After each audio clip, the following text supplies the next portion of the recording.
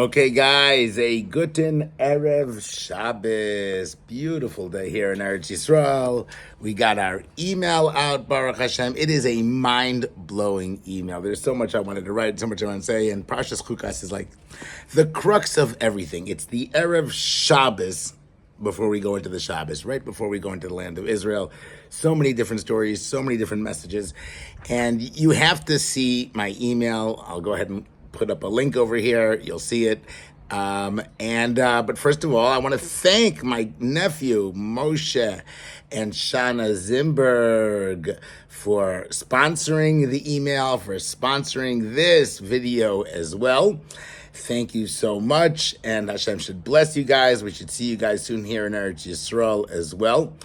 And I'm not going to go ahead and even spoil the Parsha email. You're going to have to read the million pages that I wrote about it, but it's gishmak. I want to focus on what I didn't put in the email, which is really the Haftorah. And it is such an incredible Haftorah. You know, a lot of Haftorahs that you read are like Nevuos and this and that, but really, you want to pay attention to this Haftorah because it is a mind-blowing Haftorah. And the Haftorah is about a guy. I call him a guy, but in the Navi's polite lashon, they call him a Ben Zonah. You know what that word means in Hebrew, right? He's a Ben Zonah.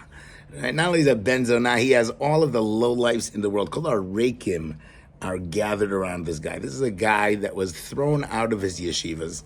He was the loser of the losers.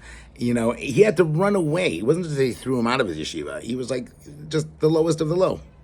You know, and this Yiftach Hagiladi lives all the way out by Jordan on the other side of the Yarden over here, right? He becomes somebody that is so significant, and I think it's such an important message for us today.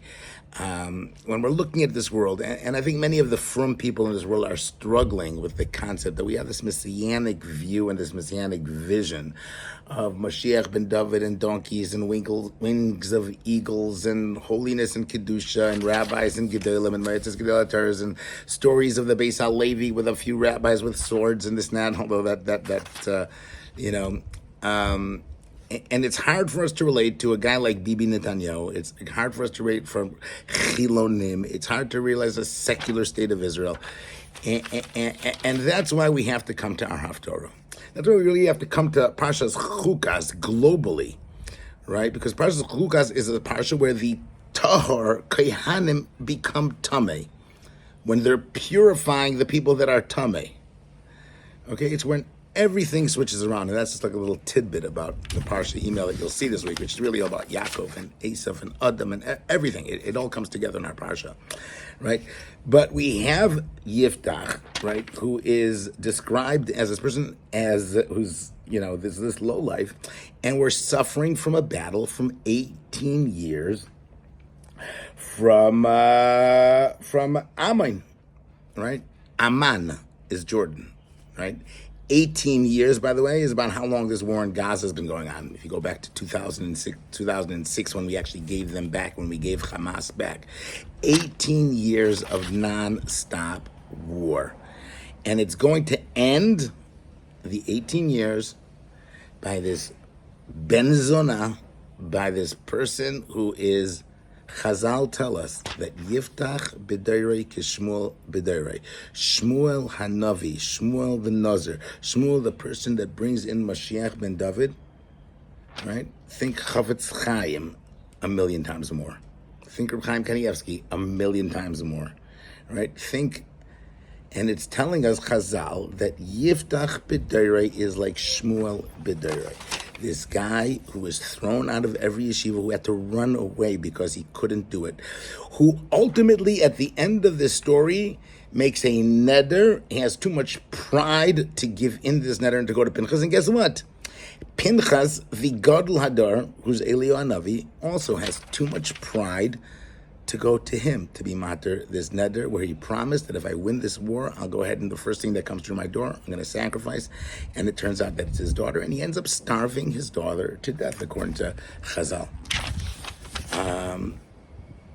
Guys, not somebody I think that we would put on the Mayetzes Gedolot, somebody that we would ever even say in the same Lashon as Vichavetz Chaim Kanievsky, the Gadol Adar, whoever you want to go ahead and say it. But Chazal are smarter than us, and they understand something much deeper than us, because he has something that maybe perhaps all of us from people don't have. And there's another level that's even a deeper level that we're going to learn from Yiftach, right? But what happens? They come to him and they tell him, listen, Yiftach, we need you to be our leader. We need Bidi. We need Yifti. We need you to lead us because we can't do it. And he says, well, you threw me out. You chucked me out. You said me I'm a loser. You called me a chiloni. You called me shaykitz. You called me Nazi. You went ahead. He says, we're all coming under you. The tahar is coming under the tummy. We're going to work together. We're going to understand that every Jew has his avodah wherever he is. And he says, okay, if that's the case, then we can do something over here. And you'll be the Rosh V'Katzin. You're not only going to be second, you're going to be the Rosh V'Katzin Aleinu. Right? And so what does Yiftach do? He sends malachim to Bnei Ammon. Just like Moshe Rabbeinu sent malachim to Edom. Just like Yaakov sent malachim to Esav. But guess what? Yiftach is going to do something more than Moshe did, and he's going to do something more than Yaakov Avinu did. Because Yaakov's sending Esav, gifts and bribing him, and we're going to work together and this and that. And guess what? It's a gatenish. Esav's going to come to kill him. And guess what? Moshe Rabbeinu says, we're going to go through, and we're not going to go ahead and make, waves, and we're going to go derech hamelech and this and that, and it doesn't work. Read my email, why? Right? Yiftach goes over and he says to him, why are you coming to fight against us? Why are you guys attacking us? He says, what do you mean? You stole my land. Sounds familiar, right? This is our land, right? When you came up from Mitzrayim. Now, the truth of the matter is, it's a big lie. We didn't steal their land of Ammon, right? The Amori went ahead and took it over. We took it over from Sichon Melech Amori. If you look at the facts, it was the British that were here and the Turks that were here, and there was nobody really there, and there's no such thing as a Palestinian, there's no such thing as an Ammonite. Right? It's a lie. It's a big lie that he's saying over there. But he says to them, Ata, if you give it back to me, give me my land, we'll make peace. And this is a chance for a peace agreement. You guys can live on the weather side, on the east bank. You can have your beautiful state, you can have Yerushalayim, and it's not just leave me over here. If this was the case today, as it is the case today, most of us would go ahead and say, cut the deal. Make priest. Bring them home. Stop the terrorism. Stop the 18-year war. Just bring peace. Maybe that's what even the Talmidei Chachamim, the Metzes Gedolei HaTorah would say. But guess what? They're not elected anymore. They put it in the hands of Yiftach. And Yiftach is as Tzioni as they can get. Because what he says, Lo lakach Yisrael es eretz ma'av es eretz b'nei Av. We didn't steal it. Stop with the lies. It's not true.